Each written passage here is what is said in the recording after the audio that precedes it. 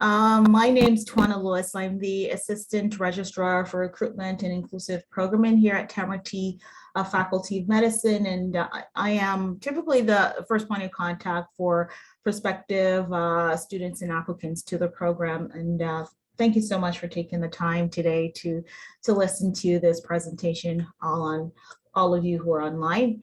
And with me, I've got my colleague, Sophie Hardy, and I'll let her introduce herself, and as well, Jason Tokunaga, who is a current medical student. Sophie. Hi, everybody. Really great to be here. So my name is Sophie Harding, and I am the Associate Registrar Admissions. And so in my role, I work really closely with Twana, but I oversee the admissions process for the whole MD program, and I have a great team of people that I work really closely with. And so all your questions about admissions, I'm happy to answer. Thank you. And Jason? Hello, everyone. My name is Jason Tokunaga, and I'm a 2T5 MMTP medical student, and I feel lucky to be here. And if you have any questions about anything med school-ish, it's great. With respect to my military background, previously I was in HCA, and I've worked at in Ottawa, and also as the adjutant at healthcare Canadian Forces Health Services Training Center. And so if you have any other questions with respect to medical school, go ahead, shoot away. Thank you, Jason. Thank you, Sophie. So today, just to give you a breakdown of what we'll be discussing in our session, I will be providing a brief program overview, talking about the MD program here.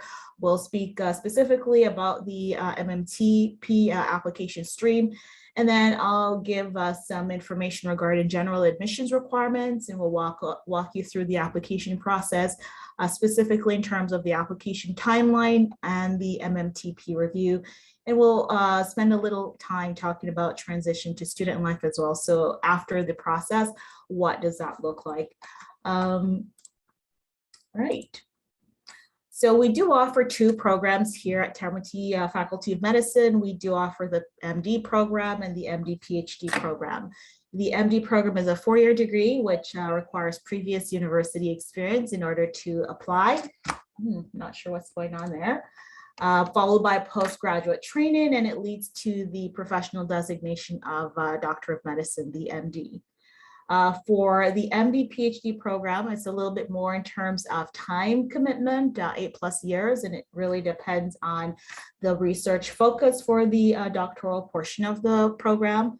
And what it does is it trains physicians, scientists for both research and clinical practice. So individuals who have an interest in doing research, this would be a good path for you to take. Also followed by postgraduate training, and leads to a dual degree and professional designation. So you become a physician scientist, or doctor is the designation that some people do use that have these two credentials.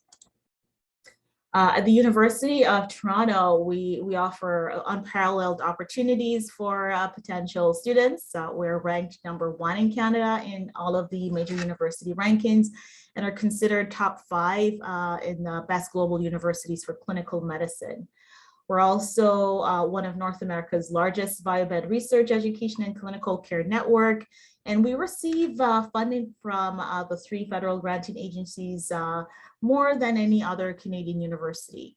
We're also in a very sort of broad hospital network. Our partners, our partnerships with these hospitals in our network means that we've got a leading research enterprise, and it's considered the largest in North America.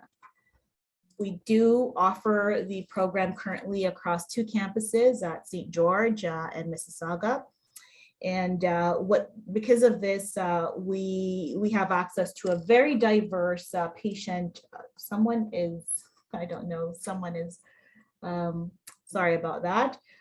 We do have a very diverse patient population in Toronto because of this, how we're situated across these campuses.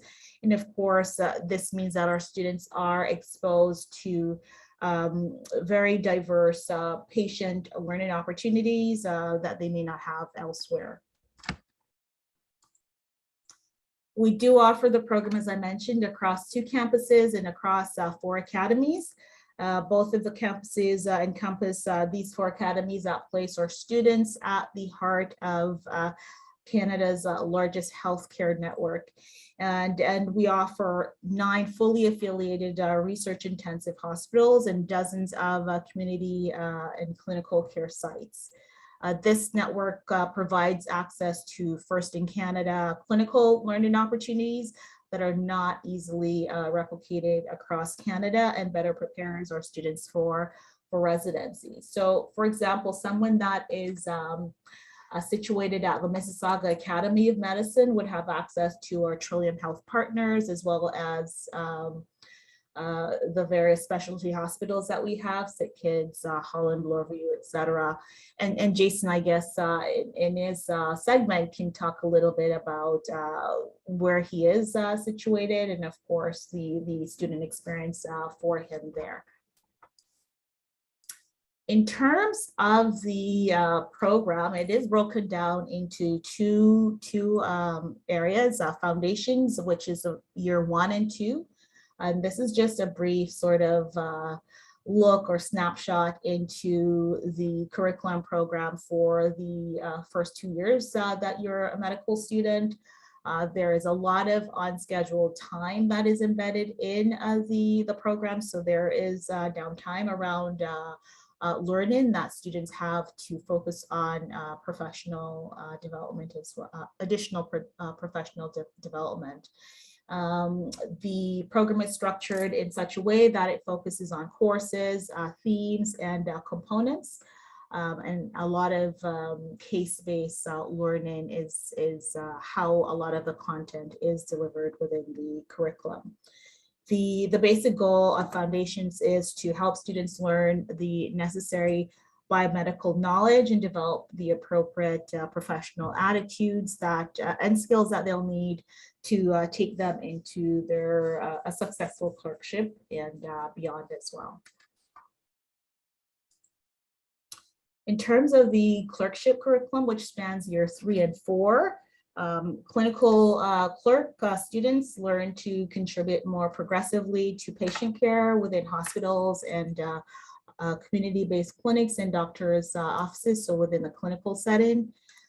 It's here that their clinical skills are also honed, and they're proceeding through the core clerkship rotations and have experiences that introduce them to primary care and the essential medical specialties as well. So these years comprise a number of clinical rotations in all of the core areas of medicine, and also provides opportunities for students to participate in electives and selectives. Particularly in year 4, the final year, through the core rotations, this is where students are able to explore their individual interests and, of course, tailor their experiences to fit their own career goals. So they do have an opportunity in the final year to participate in these rotations to sort of figure out where they want to be, where they want to specialize in the future.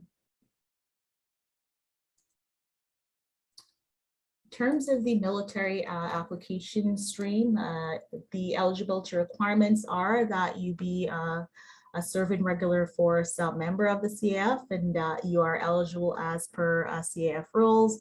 And for that information, please reach out to Tina Lipsey regarding eligibility requirements. The applications that are submitted through the MMT proceed along with the general admissions pool, but they're also considered through the supernumerary pool of seats that are available to specifically to MMTP applicants. And we have up to 4 per year, I believe. Sophie, correct me there if I'm wrong. And yeah, go ahead. I was just going to say that we would love more. And so right now we have up to 10 supernumerary positions in our applicant pool, and So we're always open for more of our MMTP candidates. Okay, good. So I stand corrected. It's up to 10 per year. Applicants through this stream must meet the same admissions requirements and standards, and I'll talk a little bit about that in a later slide. And successful candidates, their programs are subsidized under the military medical training plan. So in terms of the common admissions requirements, we do need to see the GPA, the MCAT, the references, autobiographical sketch, and additional essays. So these are requirements that are common to any of the streams that a candidate may be applying through. So if you're an MD applicant, for example, or if you're considering the MD PhD route, these elements of the application are the same. And likewise for someone that is applying through the MMTP stream. More specifically, in terms of the academic requirements, for an undergraduate applicant, we are looking at least 3 years of study towards a Canadian University bachelor's degree, and that is in any discipline. We don't have a preference to the undergraduate program that you have studied, as long as you meet this 3-year minimum requirements. The minimum undergraduate GPA is 3.6 out of 4.0 on the OMSAS scale. And the MCAT requirement, which is a threshold, we're looking for 125 in each of the 4 sections, but will allow a score of 124 in any one section. The MCAT is not used competitively, so what that means is you meet that score, you've met the undergraduate GPA requirement, and that means you will have your file go through the initial screening. In addition to that, there are some prerequisites that must be met. We are looking for 2 full course equivalents in life sciences and a full course equivalent in any social science, humanities, or language. And a full course equivalent is defined as a course that runs either through the entire academic year, meaning from September through to April, or 2 half courses. So a course that runs either from September to December or from January to April. If you are a graduate applicant, we do require that you have completed all of the program requirements prior to or by June 30th in the year that you plan to enter the MD program. And if there is a thesis that is part of that degree completion, successful completion of that as well.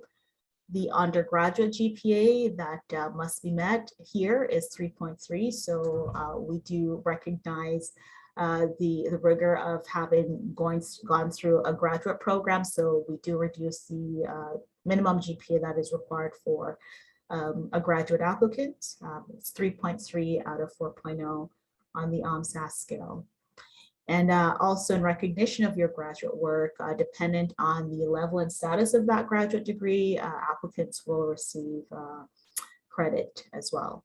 And of course, the same MCAT and prerequisites apply here as well for graduate applicants. In terms of the non-academic component of the application, we require 3 references, an autobiographical sketch, and an extended statement on one of those activities, and as well 2 brief personal essays. All of these components are assessed using the attribute cluster. So we do want to emphasize for applicants that when they think about listing activities on the ABS, when they think about who they'd like to reach out to regarding references, and when they look at the brief personal essays, that they're thinking about that within this particular framework, we're looking to see evidence of these clusters across these components. We do recognize that, you know, it might not be possible to have every single element of the attribute cluster in each of the components, but we want to see across the entirety of that. The reviewers are able to see clearly that the applicant is indicating evidence of professionalism, for example, scholarship, advocacy, etc.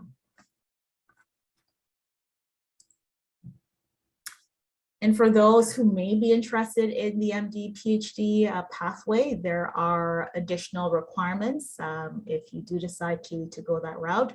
So in addition to the requirements that I've mentioned previously, there is an additional essay for MD, PhD applicants.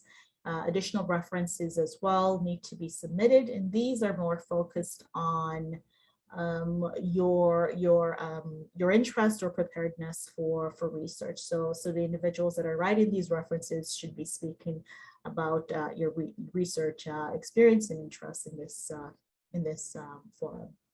You'll also be required to submit an academic CV as a part of the MD PhD application process. The application itself is facilitated by OMSAS, which is the Ontario Medical School Application Service. Their application center manages the applications across the 6 medical schools in Ontario. You are able to, at the beginning of an application cycle, create an online profile once that program launches, and that's where you'll be submitting all of your required application material. Our university does not accept any material outside of this platform, and if it's not received by OMSAS by deadline, it would be considered incomplete. Once application deadline closes, OMSAS then distributes all of that information to the medical schools for us to begin our reviews. They are also a resource for application materials. So in addition to our own program website, this is also another point of information that you can access. Just to sort of give you a graphic of what the application timeline looks like. Applications launch in early July, so we're in the thick of that right now. The deadline to have your application materials submitted is early October. It's October 3rd for this year. There is a secondary deadline for submitting your MCAT score. So after you've submitted your application material, OMSAS does have a secondary deadline for when you should ensure that your MCAT score is released to OMSAS. It's an important step. We want to emphasize not to forget that. If that's not received by OMSAS, we unfortunately would not be able to review that application. We at the university, we start the application screening around early November, and that takes place all the way through to mid-December.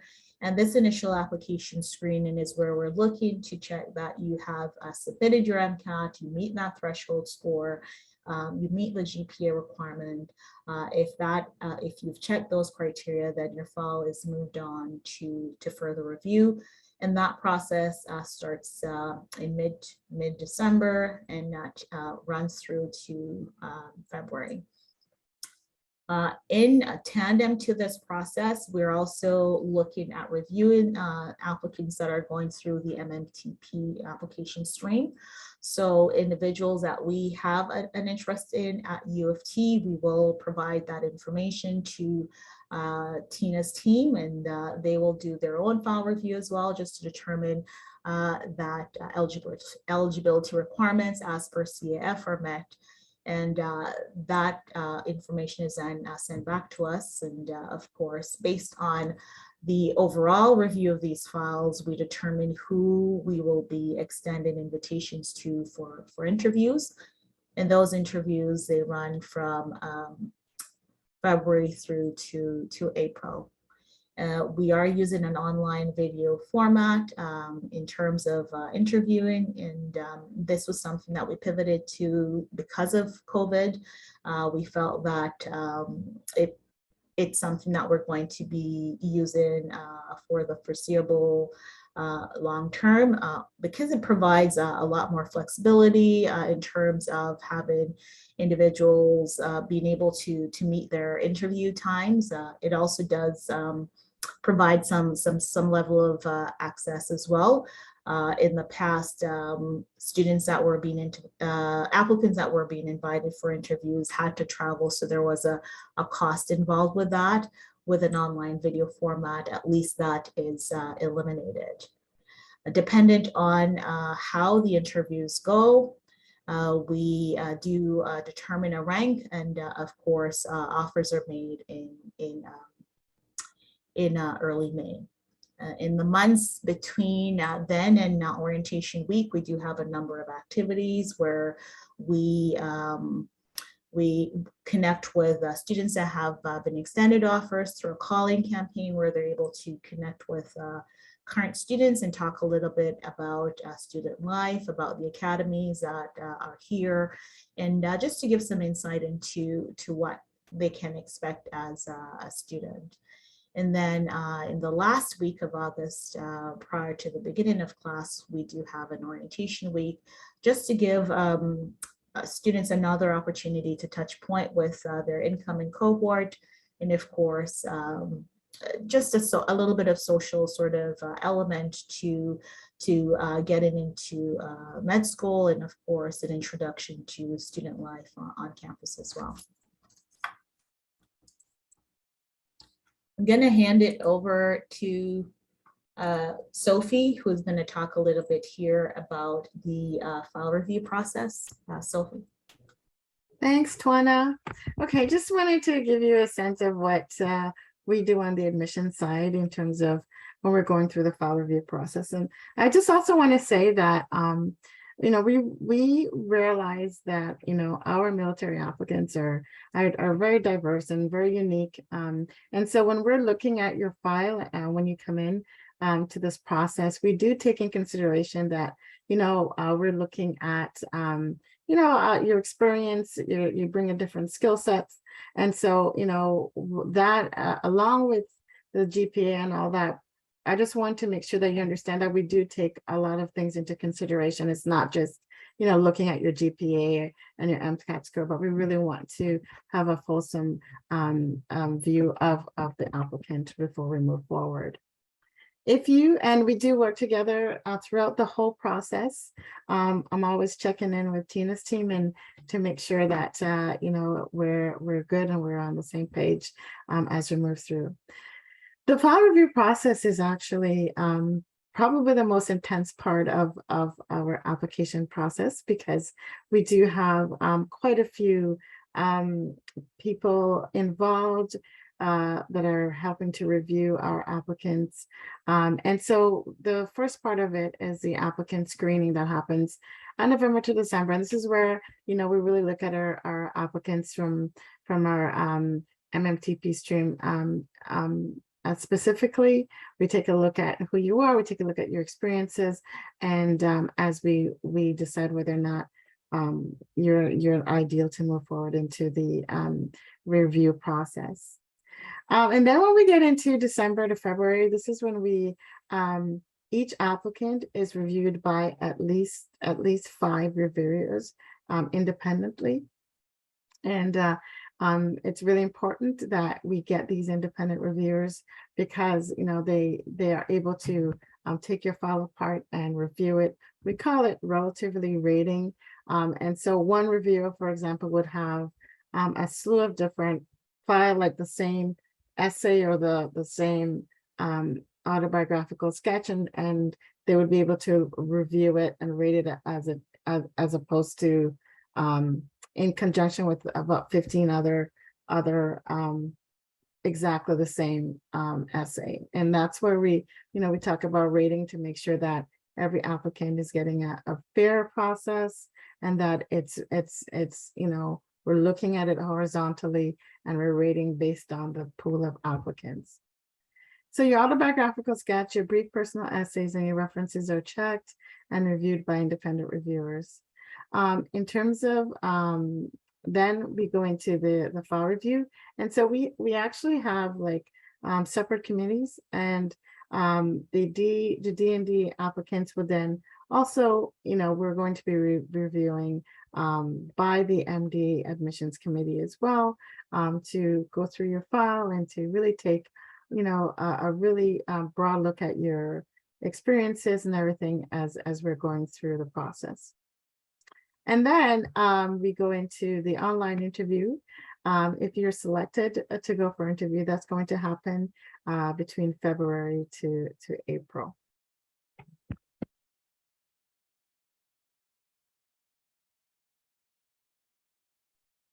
Have I been muted all this time?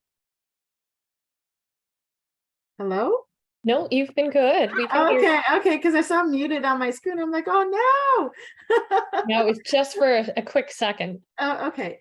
Okay, so I just want to quickly talk about the actual interview process. So we, as Tawana said, we do asynchronous video modified personal interviews.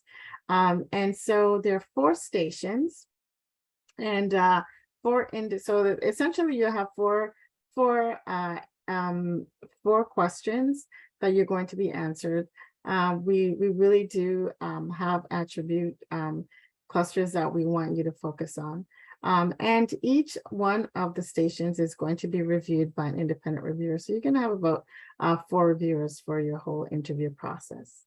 Once again, each rater will take a look at at least 15 interviews and then rate them based on the quality and of all of them together, as opposed to, sort of like doing one-off. It has to be, we call it horizontal rating, where we want it to be fair and in conjunction with a good sample size. We use Kira Talent. This is what we started with this year as a platform. It's been very good. We're very happy with it, and so we hope to continue with Kira Talent for the next couple of years. There's a lot of things involved with this kind of process. So there's tips that we give to applicants. We make sure that you are able to practice and get used to the platform before your actual interview day, so that you can do the best job possible. Can I move forward, Tawana?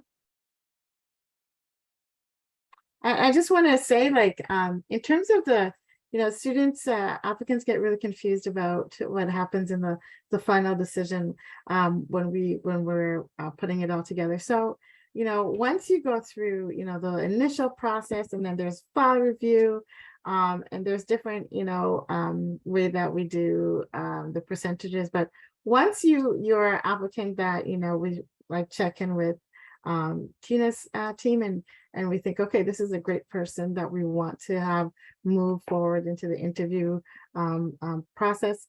When we start to make that final decision, the scoring changes, and the interview actually becomes about 60% of what's going to end up being the final rank order for making offers. And so it's important for applicants to know this, because they can see how important the interview part of this process is, and it really helps to take the tips that we give you and really focus and try to put your best foot forward, because it's a huge part in our decision-making process.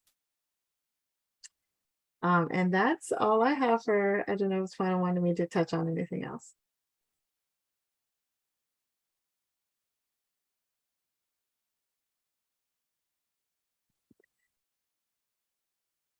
So Tawana, I'll turn it back over to you.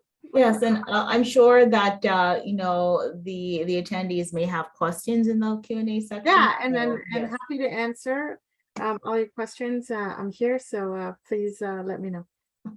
Thank you. All right, so in terms of once that process has taken place, if you've been extended an offer to Temerty faculty, we don't just leave it there. We do offer transition support and encourage our students to engage in, be part of the student life on campus.